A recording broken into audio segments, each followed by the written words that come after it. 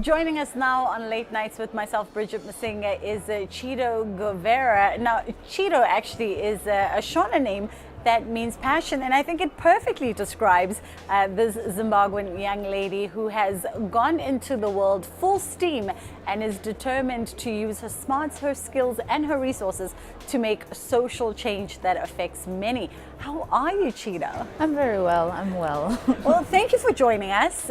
We are so happy to be out at the Design Indaba, and I think yours is a story that really resonates with myself as well as our Afropolitans.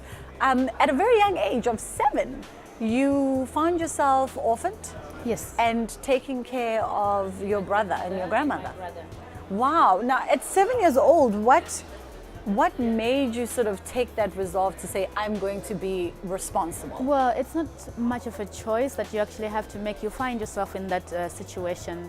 I think a lot of the times when things like this happen, when death occurs in a family where the grandmother is too old to take care of anyone in the family, and my younger brother was 2 years my junior, so of course it's automatic.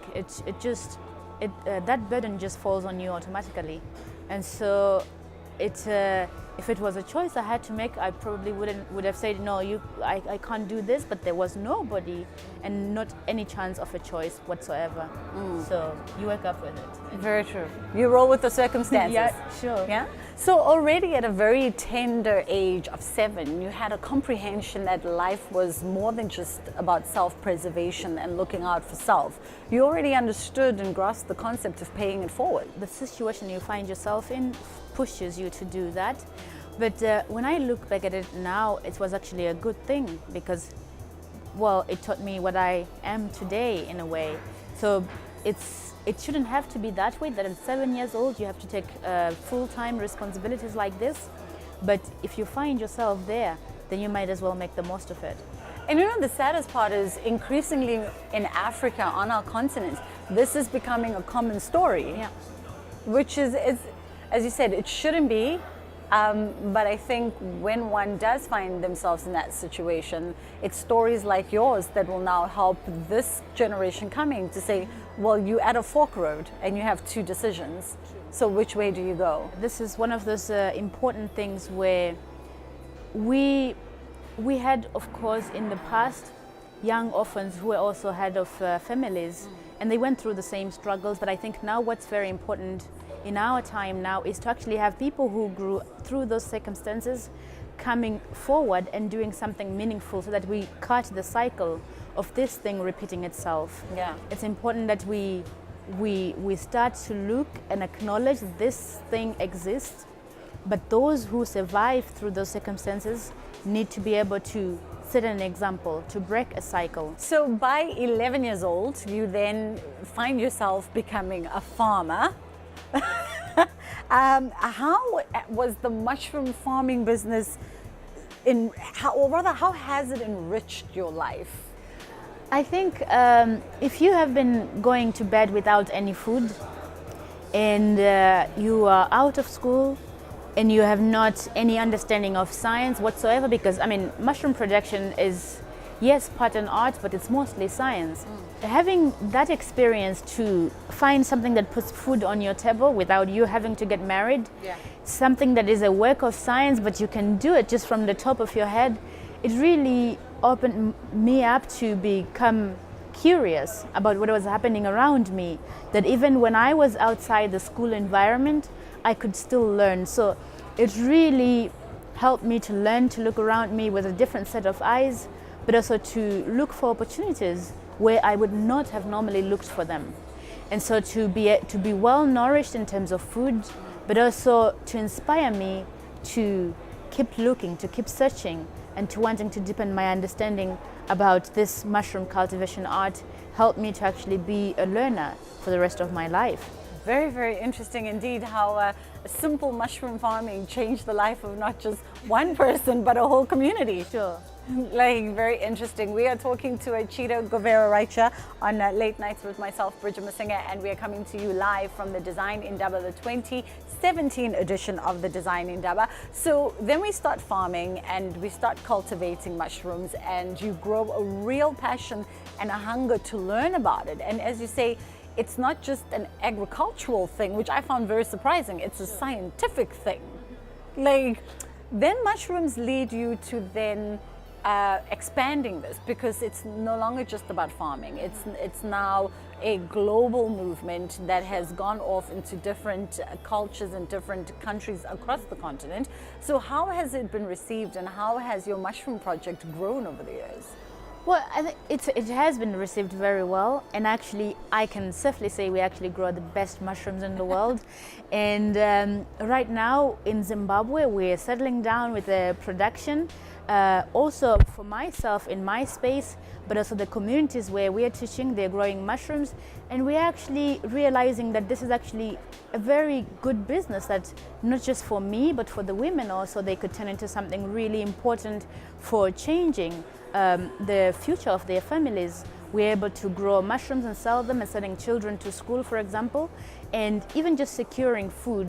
We have groups of orphans who come to training sessions who are supposed to be taking medication which costs them $1 to go into the city to get it, and normally they don't get it. But with this project we've been able to actually secure that if you need to go and get medication, you can get it. If you need to go to school, you can be able to do that, and just providing food, but also providing an option, creating jobs in an economy like ours. It's very, very important that we have opportunities to create jobs carried by ordinary people as well. We are almost dysfunctional at this moment as a unit, and it's important for every individual at this moment to step up and do something. And for me, what's most exciting is that community women and community orphans who are like myself, nobodies in their communities, can provide high quality food locally, can provide jobs for themselves and take matters in their own hands. This is a sign of a project well received, and a sign of a project that is evolving towards a green light. And I think so often people talk about, African problems and solutions to African problems, and projects like yourself. We're using what we have, and we're studying in the environment where we are, and out of that, out of our need to solve something local, we're creating opportunities for something global as well.